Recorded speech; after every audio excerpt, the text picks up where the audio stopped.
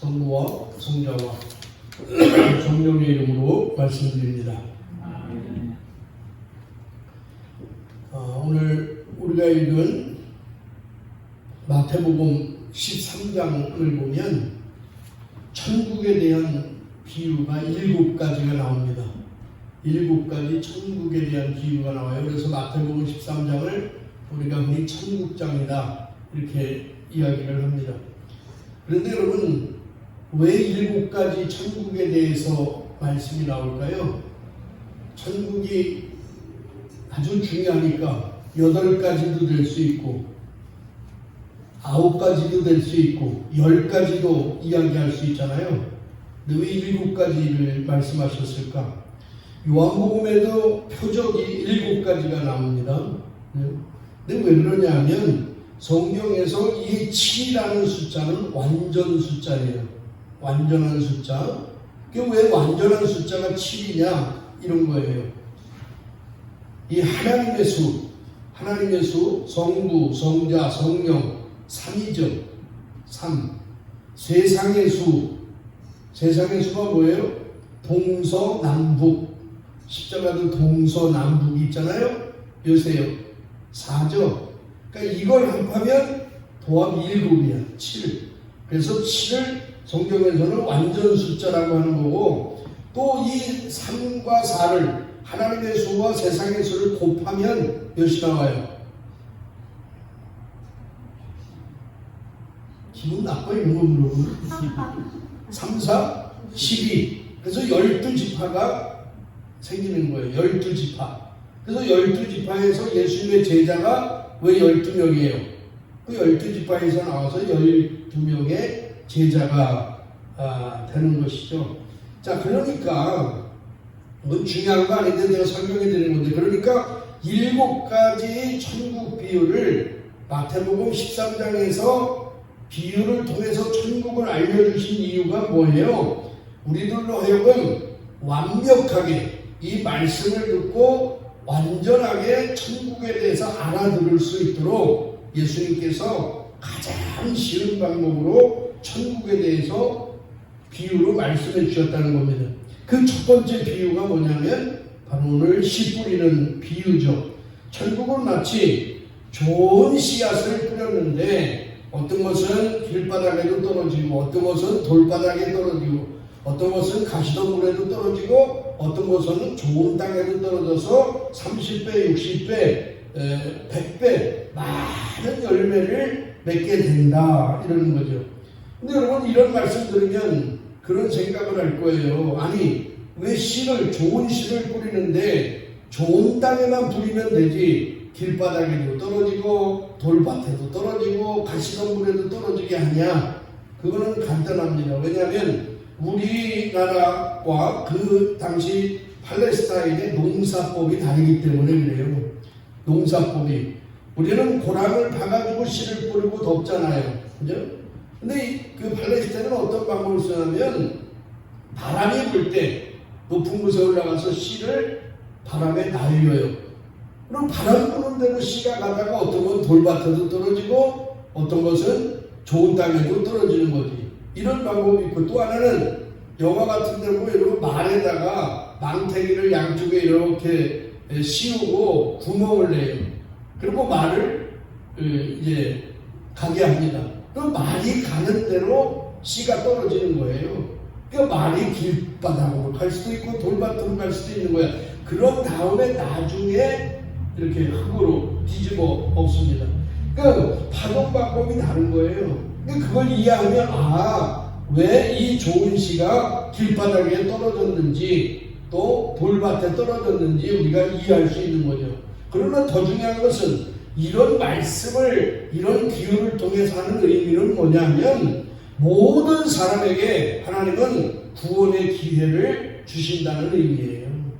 좋은 사람에게만 하나님의 말씀의 씨앗을 뿌리는 게 아니라 모든 사람이 구원받을 수 있도록 하나님은 이렇게 기회를 주신다는 그런 말씀입니다. 그런데 또 하나는 예수님은 왜 천국을 직접적으로 설명하지 않고 비유로 말씀하셨을까 하는 거예요. 그래서 오늘 34절, 13장 33절에 보면, 4절에 보면 예수님이 이렇게 말씀하세요.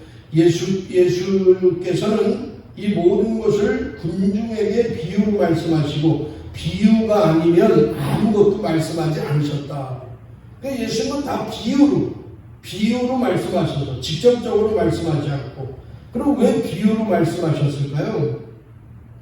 여러분, 사람들은요 한 번도 경험해 보지 못한 사실을 믿으려 하지 않아요. 이해할 수가 없어요. 그죠? 내가 경험해 봐야 아는 거야. 예를 들어서 제가 초등학교 5학년 때, 6학년 때인가요? 그 깡촌에서 우리 학교 전체 학생들이요, 서울 구경한 사람이 단 한 명도 없었어요. 서울을 구경한 사람이 단 한 명도 없었어, 애들이. 그러니까 서울에 올라가면 남대문이 있다는데 문턱이 있냐 없냐 그거 가지고 싸웠으니까. SW 문턱이 있어요 없어요? 있어? 진짜 있어요? 사장님, 남대문에 문턱이 있어요 없어요? 올라가면 그거 가지고 싸우는 거야. 그래서 제가 그 용산 초등학교 학생이랑 펜팔을 해가지고 서울에 초대를 받았어요. 그래가지고 용산에 가가지고 걔네 집에서 자면서 남산을 올라갔는데, 남산 올라가다가요 이렇게 사람들이 그 옆에 그 길가에서 번데기를 파는데 번데기를 먹는 거야. 얘가 나한테 먹어보래. 아니 그걸 벌레를 왜 먹어? 너무 맛있대. 근데 내가 속으로 서울 사람들은 밥이 없어서 번데기를 먹나? 그런데 이게 처음 먹어봤는데 맛있더라고, 짭짤하니. 그리고 타국의 케이블카를 처음 타봤어요. 남산 케이블카. 너무 신기하죠. 하늘을 처음 날아본 거야. 제 평생에 하늘을 처음 날아봤어. 비행기는 뭐 타볼 생각 못했어요. 어쨌든 그걸 타고요, 제가 시골에 와서 전체 학생들을 놓고 거기 서울 갔다 온 얘기를 조회 때 딱 이야기를 하는 거예요. 제가 남산에서 케이블카를 타고 있는데 하늘을 난다는 게, 하늘을 날아. 애들이 그걸 믿겠어요? 믿지를 않아. 끝나고, 야, 버스가 어떻게 하늘을 날아다니냐? 말 같은 소리를 해라. 아니면 산 꼭대기에서 밧줄로 누가 사람들이 그거를 땡겨서 끌어올리겠지. 어떻게 케이블카가 줄을 타고 하늘로 올라가? 믿지를 않는 거예요. 그러니까 저는 거짓말쟁이가 된 거예요. 거짓말쟁이가 된 거예요.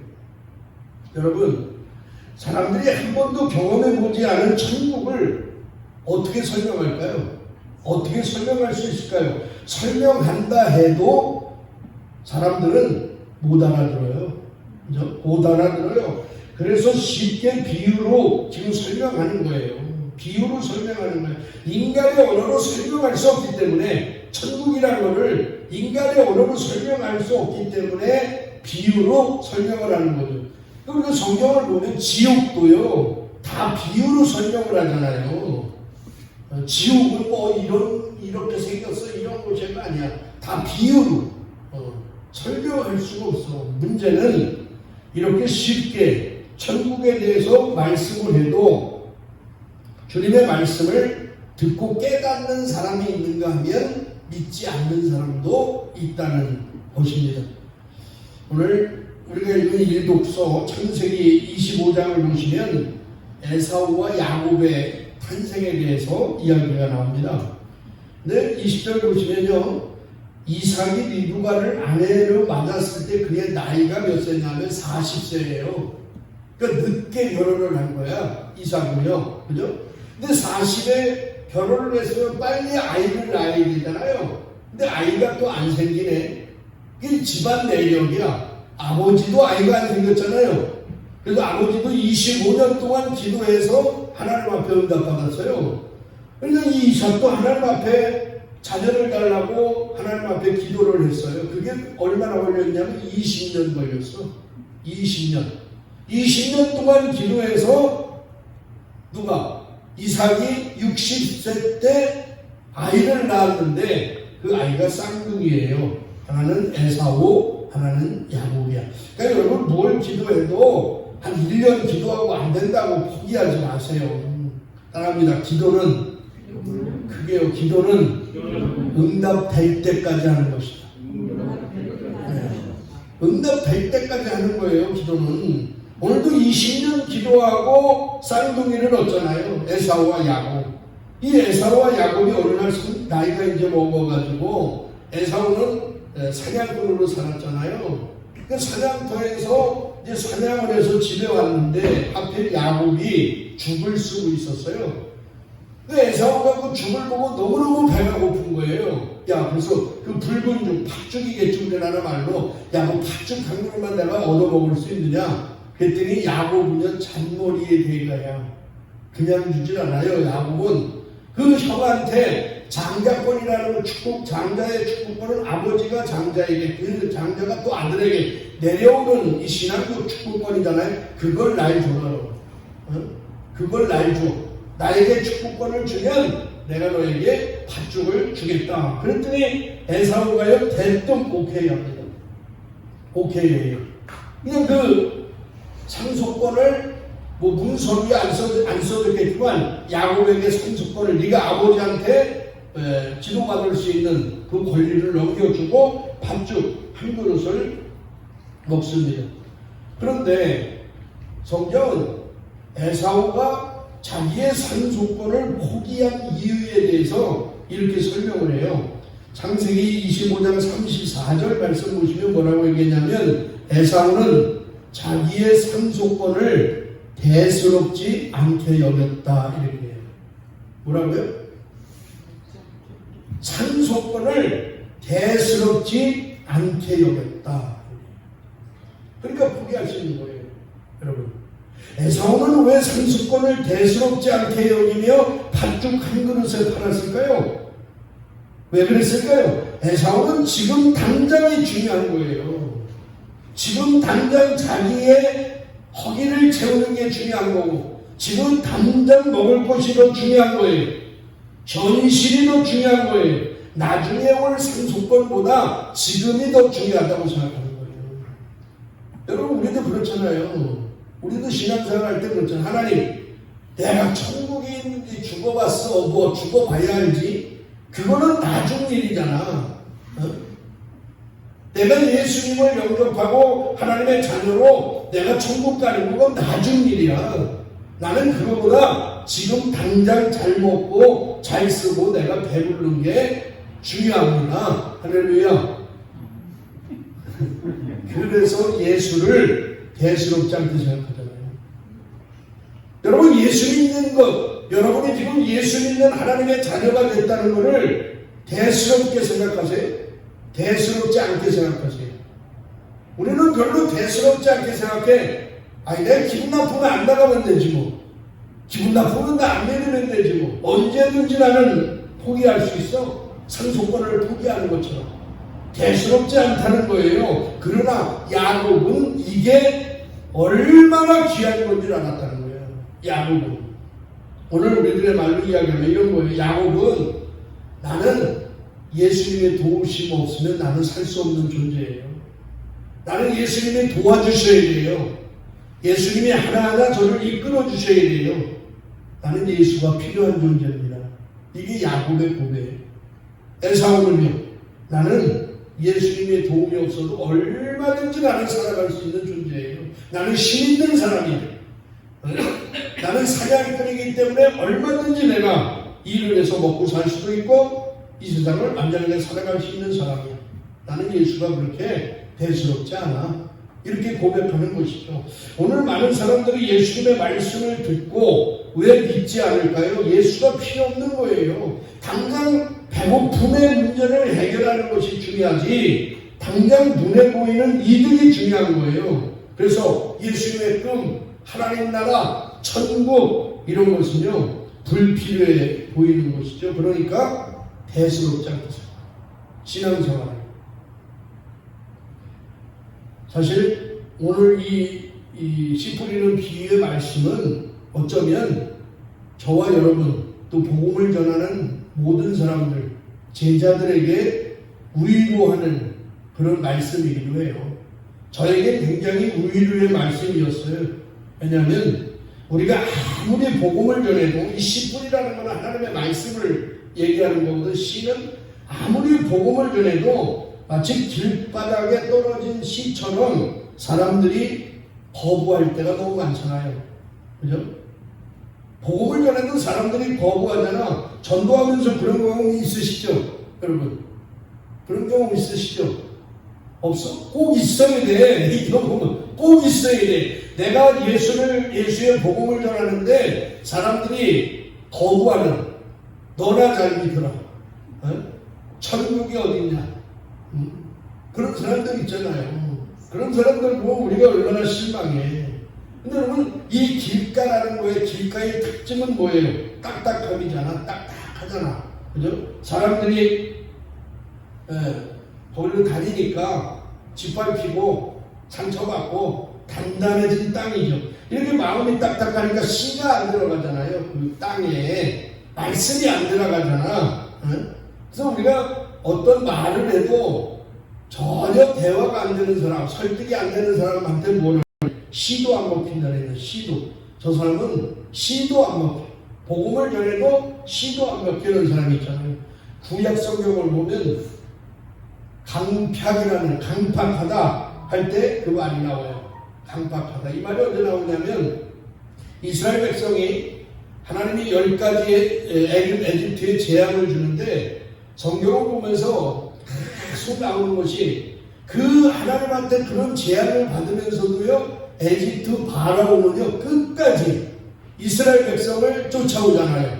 다시 잡아가려고 하거든요. 근데 그 이유를 성경은 뭐라고 하냐면 하나님이 바로의 마음을 강팍하게 했다. 완고하게 한 거예요. 강팍하게 해서 그들을 쫓아와서 나중에 죽습니다. 이 강팍이라는 단어를 한문에서 보니까 굳세강, 개팍하다 할 때 그 팍을 써요. 그러니까 다시 말해서 남의 말을 듣지 않을 팍이라는 자를 쓰고 있습니다. 그러니까 고집이 세고 절대로 남의 말을 듣지 않는 사람을 우리는 강팍한 사람이다. 이렇게 얘기해요. 그러니까 고집만 세고 남의 말은 절대로 듣지 않아요. 이게 자기 생각이 최고야. 바로 이 사람이 길바닥 나오면 길바닥과 같은 그런 마음이죠. 이런 사람은 어떻게 돼요? 오늘 19절 말씀 보니까 누구든지 하늘나라에 관한 말씀을 듣고도 깨닫지 못할 때에는 악한 자가 와서 그 마음에 뿌려진 말씀을 빼앗아간다. 길바닥에 떨어졌다는 것은 바로 이런 사람을 두고 하는 말이다. 그러니까 우리가 복음을 전해도 그 말씀이 씨도 안 먹히니까 악한 자가 말씀을 빼앗아간대요. 그런데 예수님을 믿을 수가 없죠. 말씀이 안 들어오니까. 그 다음 씨가 어떤 곳에 떨어져요? 5절 보시면 돌밭입니다. 돌밭의 마음은 어떤 마음이냐? 20절, 21절 한번 보세요. 또 돌밭에 떨어졌다는 것은 그 말씀을 듣고 곧 기꺼이 받아들이기는 하지만 그 마음속에 뿌리가 내리지 않아 오래가지 못하는 사람을 두고 하는 말이다. 그런 사람은 그 말씀 때문에 환난이나 박해가 닥쳐오면 곧 넘어지고 만다. 그러니까 돌밭의 마음은 어떤 마음이에요? 이런 분들은 어떤 분일까? 이런 분들은요, 말씀을 받아들이기는 하는데 뿌리가 없어. 금방 넘어가요. 그러니까 이분들은 처음에 1, 2년은 열심히 믿는 것 같다가요, 조금만 어려움이 오고 시련이 오면 믿음을 떠나시는 분들이 있어요. 그런 사람 많죠. 그죠? 왜냐하면 마음에 이 뿌리가 내리지 않으니까 흔들리는 거예요. 근데 제가 개인적으로 사자가 사목하다가 제일 상처를 많이 받는 분들이 이런 분들이에요. 아, 저분은 정말 잘 성장해서 전도도 많이 하고, 교회를 위해서, 하나님 나라를 위해서 열심히 살아갈 것 같은데 1, 2년 동안은 그냥 열심히 교회를 다 왔다 갔다 하고 시집을 어느 순간에 없어져. 어느 순간에 없어져요. 그 신부는 정말 상처받아. 어떻게 이렇게 의리가 없을까, 사람들이. 어떻게 저럴 수가 있어? 상처받게 됐다. 아마 우리, 제가 본 사람도 수백 명 될 거야. 우리 교회도 개척할 때부터 지금까지 하면 50명은 돼요. 그런 사람들이 있어요. 근데 너무너무 가슴이 아프지. 근데 여러분, 이분들이 왜 하나님을 떠나는지 아세요? 사람들이 그냥 1, 2년 열심히 있다가 하나님 떠나는 이유가 있어요. 첫째는 하나님을 믿는데도 삶이 너무 어려워. 기도를 해도 응답이 안 되는 것 같아요. 희망이 보이지가 않아. 기도해도 금방 응답이 없으니까 하나님이 안 계신 것 같아. 하나님이 나를 버린 것 같아. 이런 마음 때문에 떠나시는 분도 있고요. 두 번째는 삶이 너무 평안해서 떠나시는 분도 있어요. 삶이 너무 평안해. 안 되는 일이 없어요. 이분들은 기도할 필요가 없죠. 하나님이 필요하지 않다고 생각하는 거예요. 그래서 믿음을 떠납니다.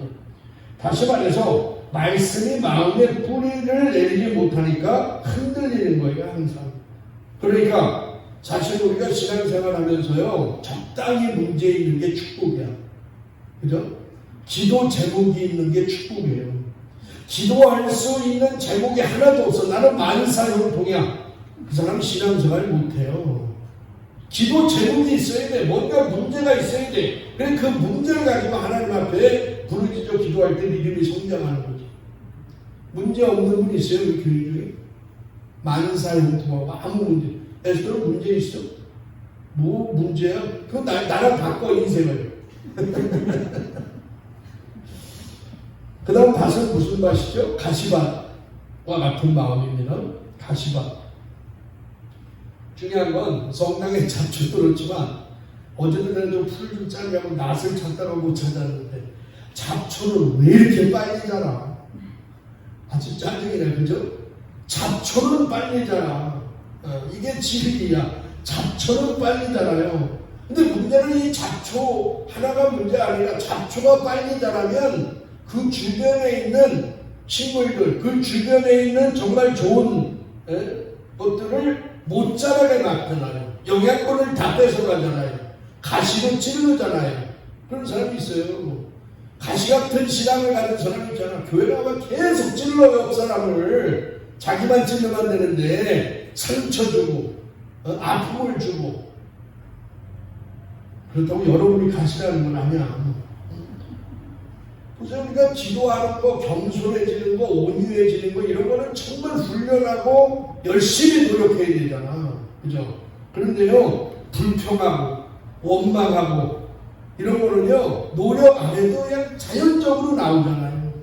그냥 자라나. 오늘 그 가시가 뭐라래요? 그 가시.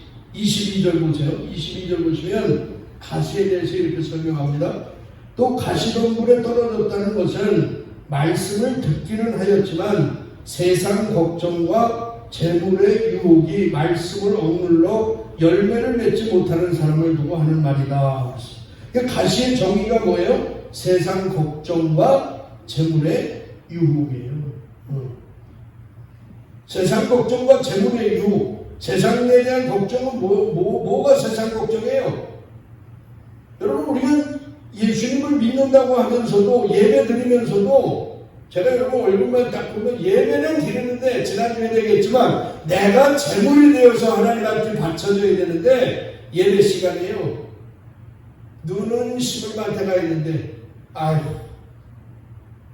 돈 걱정, 자녀 걱정, 건강 걱정, 내일에 대한 걱정, 그 걱정에 사로잡혀 있는 사람이 있잖아요. 한마디로 기도는 하지만 늘 걱정하는 사람이 있어요. 기도하면서 걱정하고, 기도하면서 걱정하고, 또 기도하면서 걱정하잖아요. 근데 지난주에도 말씀드렸지만 이 걱정이라는 것은 뭐의 문제라 그랬어요? 믿음의 문제라 그랬잖아요. 너희는 어떻게 이렇게 믿음이 약하냐? 믿음의 문제라고. 그러니까 왜 걱정을 해? 하나님이 나를 도와주시고 하나님이 나와 함께 계시고 하나님이 기필코 나에게 좋은 것을 주실 것이다. 할렐루야. 이걸 믿지 못하는 거예요. 이걸 믿지 못하기 때문에 늘 걱정하는 거지. 그런데 이 걱정의 해결 방법이 뭔지 아세요? 마음에 말씀을 채우라는 거예요. 걱정을 묵상하지 말고 말씀을 묵상하세요. 마음속에 말씀을 해. 베드로전서 5장 7절 보면 여러분의 온갖 근심 걱정을 송두리째 하나님께 맡기십시오. 하나님께서는 언제나 여러분을 돌보십니다. 아멘.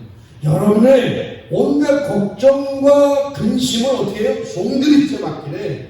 하나님께 맡기래요. 하나님께 던지래. 하나님은 맡기는 것만 책임져 주시는 거예요. 그런데 우리는 맡기질 않잖아. 기도하고 하나님 맡깁니다 하고 기도해놓고 생각해보니까 하나님이 해결 못하실 것 같아요. 내가 다시 찾아갈게요 하고 또 걱정하잖아요. 맡기는 거예요. 또 빌립보서 4장 6절 보면 뭐라래요? 아무 걱정도 하지 마십시오. 언제나 감사하는 마음으로 기도하고 간구하면 여러분의 소원을 하나님께 아뢰십시오. 그러면 사람으로서는 감히 생각할 수 없는 하나님의 평화가 그리스도 예수를 믿는 여러분의 마음과 생각을 지켜주실 것입니다.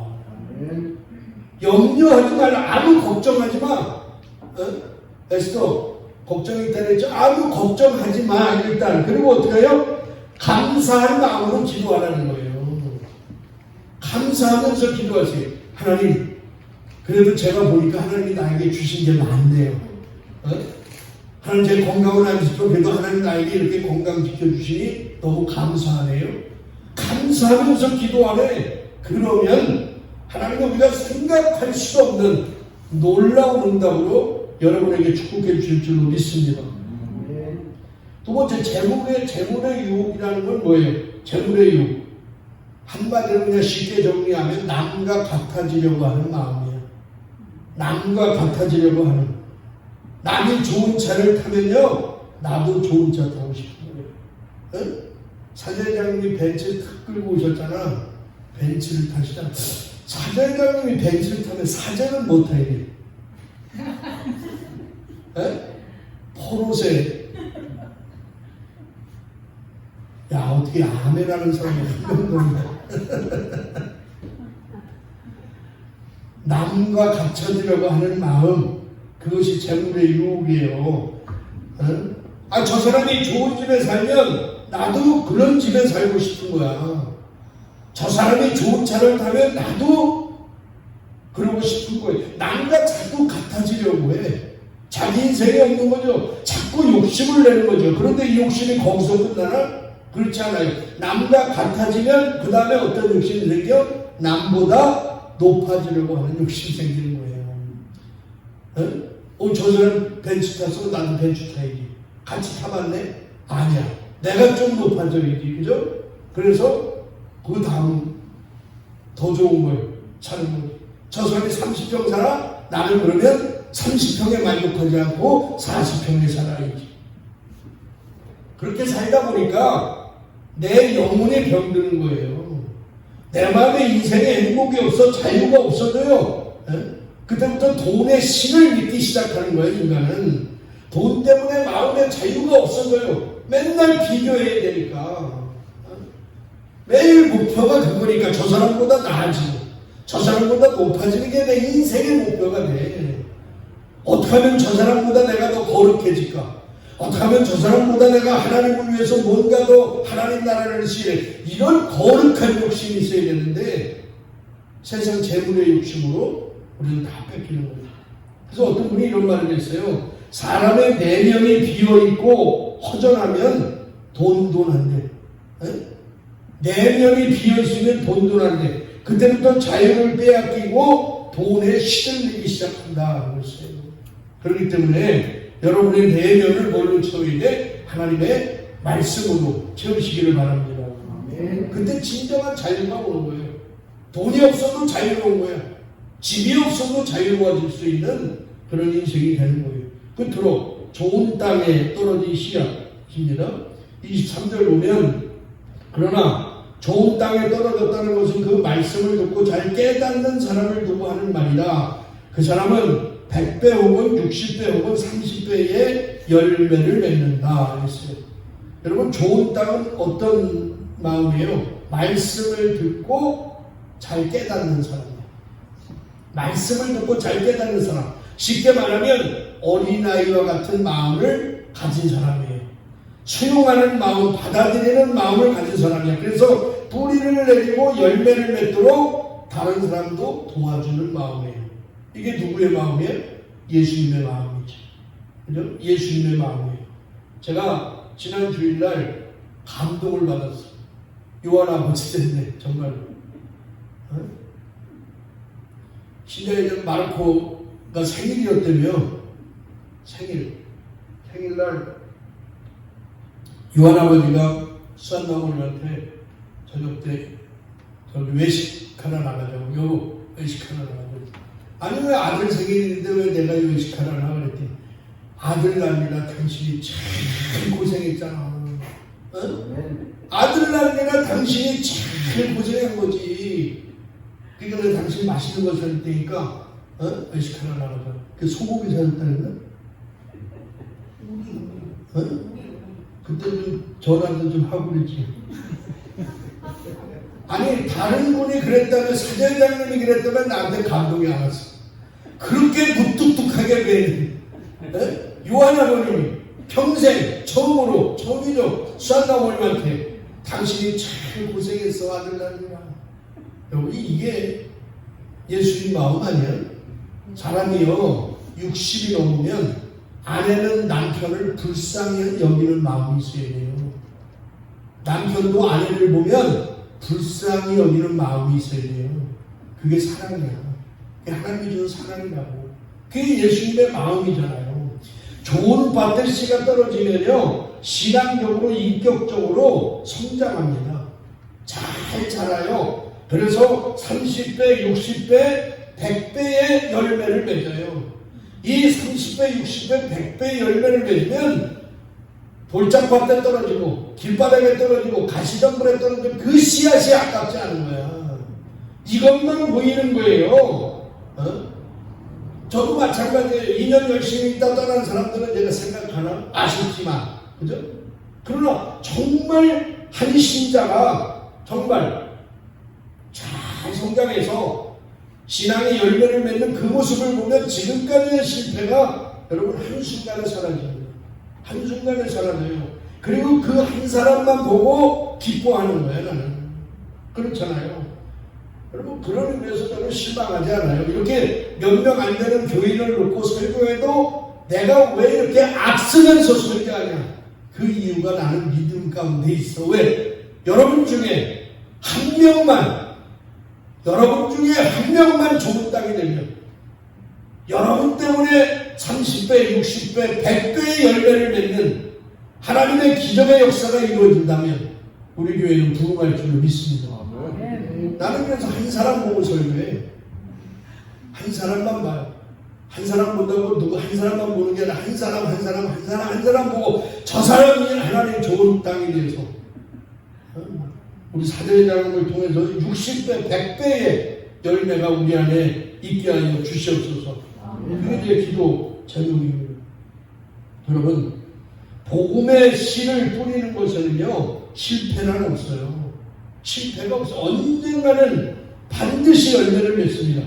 농부의 유일한 실패는 씨를 뿌리지 않는 거예요. 그죠? 따라합니다. 농부의 유일한 실패는 씨를 뿌리지 않는 거예요. 네. 여러분이 나가서 복음의 씨를 뿌렸는데도 한 명도 전도하는데 실패가 아니에요. 그게. 그건 실패가 아니라고. 실패는 씨를 뿌리지 않는 거예요.